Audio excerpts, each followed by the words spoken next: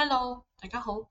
而家呢個影片係教你點樣喺 Q&A 卡做 bank reconciliation 嘅。首先你走嚟左邊嘅 navigation 新聞字嘅呢邊，你撳 banking 第三行 banking，然之後你撳 bank reconciliation。bank reconciliation 咗之後，你就會見到佢有出現 bank reconciliation 嘅之前嘅 record。呢個係 sample 嚟嘅，所以佢係未出現到之前嘅 record。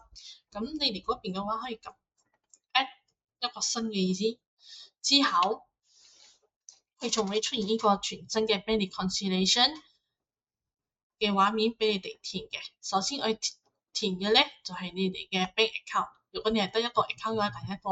如果你之後有好多嘅，你揀翻你愛嘅 bank account 嘅號碼嘅 code 出嚟，之後就係呢個 statement date。statement date 就係跟翻你哋嘅銀行俾你哋嘅 statement 嘅日期，佢係12月31號，大多數嚟講啦。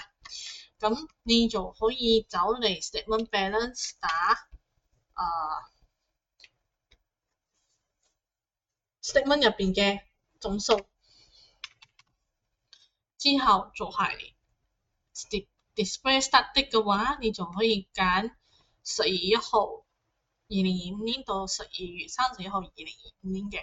之後你撳 inquiry，佢就會幫你帶晒全部12月嘅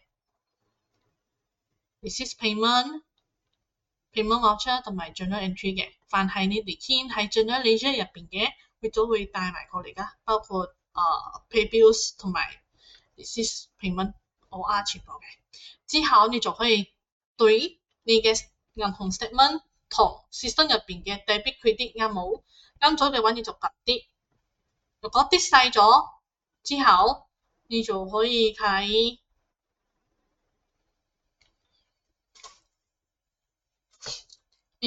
呢度，喺度咗之後，你就可以撳 save，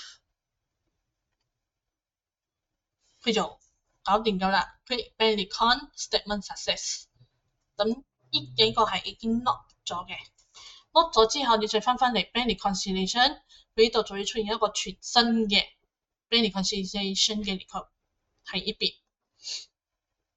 除咗呢個係